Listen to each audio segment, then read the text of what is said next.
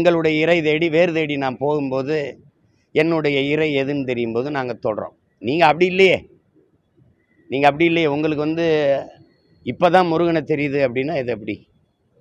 நீங்கள் எடுத்தவொடனே தொட்டிருக்கணும்ல.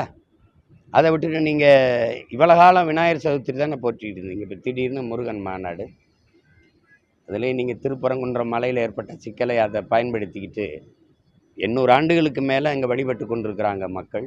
எந்த பிரச்சனையுமே வரலை. திடீர்னு அதில் தலையிட்டு அதை ஒரு பிரச்சனையை பார்த்து இப்போ நீங்கள் பார்க்கணும். ஒரு நாட்டின் மதிப்புமிக்க தலைவர், மிக உயர்ந்த பொறுப்பில் இருக்கிற தலைவர் ஐயா அமித்ஷா அவர்கள், உள்துறை அமைச்சராக இருக்கக்கூடிய ஒருவர் இந்து மக்களின் ஒற்றுமைன்னு பேசுகிறாங்க. இந்திய மக்களின் ஒற்றுமை, ஒருங்கிணைந்த நாட்டு மக்களினுடைய ஒருமைப்பாடு, தேச ஒற்றுமைன்னு பேசாமல் இந்து மக்களின் ஒற்றுமைன்னு பேசுகிறாங்க. அப்போ மக்களை மதங்களால் கூறு போட்டு பிரிவினையை தூண்டுகிற ஆள் யார்? ஒரு நாட்டின் பொறுப்புமிக்க தலைமை இப்படி பேசினா எப்படி இருக்கும் சொல்லுங்கள். RSS அமைப்பு இந்திய நாட்டின் விடுதலைக்கு முன்பிருந்தே இருக்குது. அன்னைக்கெல்லாம் வராதது இந்த இந்த இந்த இவ்வளோ காலம் வராது, திடீர்னு இப்போ எப்போ இந்த 15 ஆண்டில் ஒரு தடவை தொட்டிருக்கலாமே முருகனை. இப்போ எதை தொட்டால் இங்கே நுழையலாம்ங்கிறீங்க. அவன் வெறுங்கையோடவும் இல்லை, அவன் வேலோட வேற இருக்கான். உங்களுக்கு புரியுதா? அதெல்லாம் சும்மா நான் திரும்ப சொல்கிறேன். நீங்கள் என்ன தான் மாநாடு போட்டாலும் எங்கள் இறை பழனிசாமியை கும்பிட்டுட்டு இங்கே ஐயா பழனிசாமிக்கு பின்னாடி தான் நிற்கணும். உங்களுக்கு புரியுதுன்னு நினைக்கிறேன். இல்லை, இப்போ நான் ஒன்று சொல்கிறேன். இந்த மாநாடு சிறக்கட்டும், நான் வாழ்த்துறேன். போற்றுங்க எங்கள் இறையே, அதில் எனக்கு பெருமை. தமிழில் வழிபாடு அப்படிங்கிறது ஒன்று இருக்குல்ல.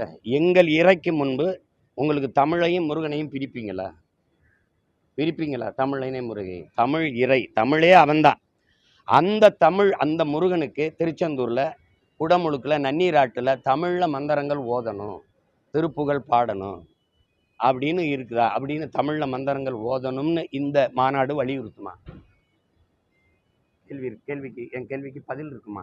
இன்னைக்கு தெரியணும்ல. மாநாட்டு தீர்மானங்களில் தமிழ் இறை முருகனுக்கு முன்பு, தமிழ் இறை சிவனுக்கு முன்பு தமிழில் தேவாரம் திருவாசகம் பாடப்படணும், 12 திருமறைகள் ஓதப்படணும், குறைஞ்சபட்சம் எங்கள் மூதாதை அருணகிரிநாதர் எழுதிய அருள் கொடையாக இருக்கிற திருப்புகழை பாடணும்னு வலியுறுத்துமான்னு கேட்குறேன்.